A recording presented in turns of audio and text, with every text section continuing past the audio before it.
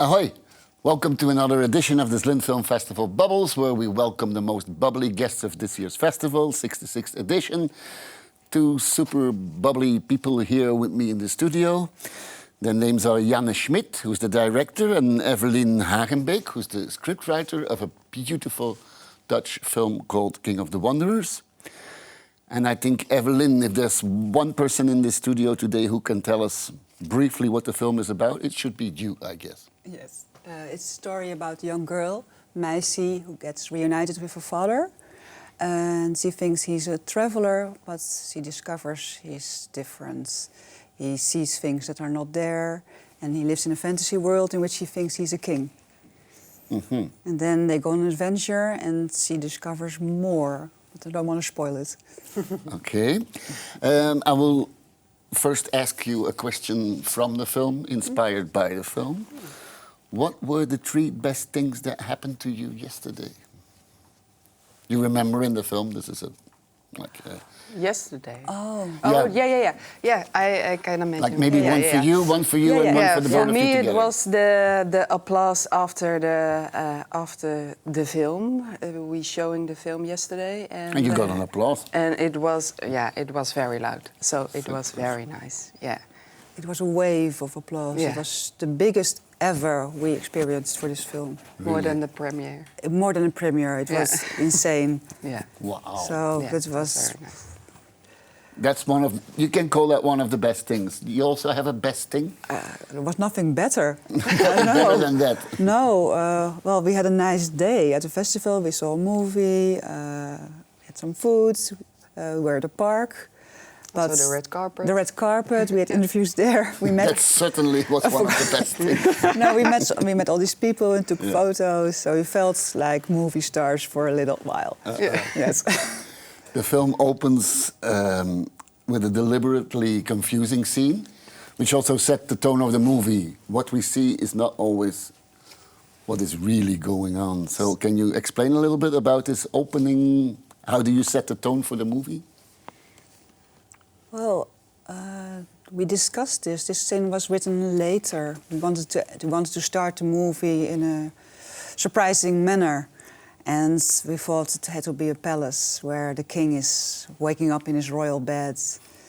And I really love this scene because it sets the tone for the movie, and you have to really pay attention. And it's confusing also in a way. So in a very interesting way. Yes. Yeah, and that were also the guides, the royal guides, were also the same guides in the policemen. Oh, yeah. So you see them later on. If you pay attention, you see them later on in the movie. Of course, we pay attention. In real life. No, you have to. You have to. Kids will definitely see it because they have the special way of paying attention. It is. Yes. Yeah. You had to tell all these visions and crazy, like, parallel stories about the king. You had to tell it from a different perspective, because we can't watch through the eyes of Meisje's father. We have to watch through Meisje's eyes, which must make it have more complicated. Yeah, that was every time a new. We need need a new. Discussion in which scene we want to let's see the father perspective. So yeah, that was very.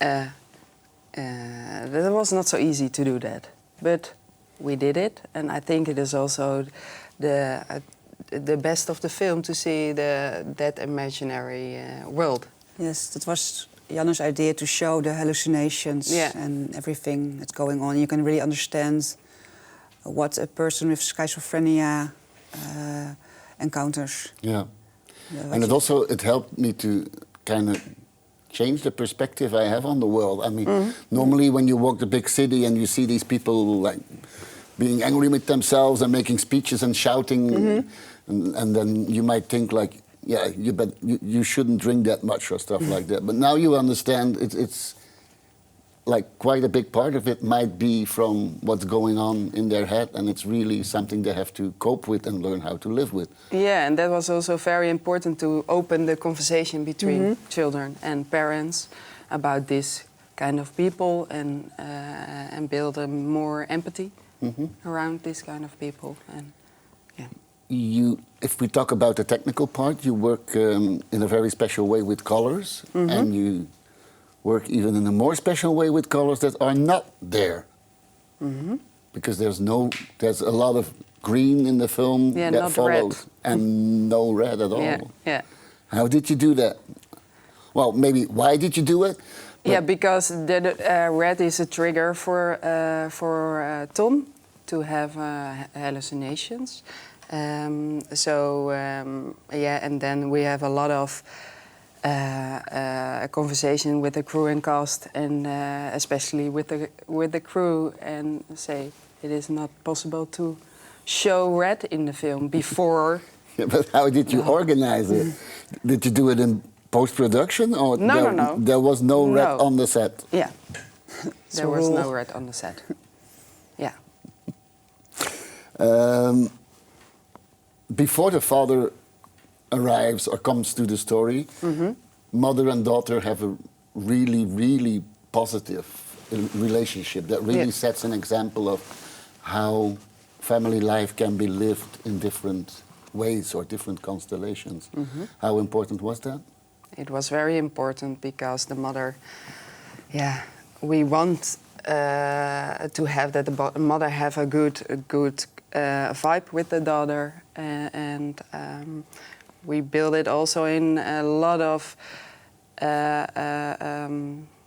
how I say it, repetities, Rehearsals. Yeah, rehearsal.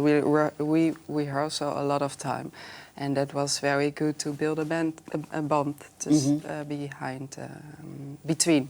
They're still very close, and, right? Yeah, they are very close together. And that was in the script phase something that you really emphasized, even when writing the script. I think that the mother is also the father, so they are a little union. Yeah. So she is everything to Meisje.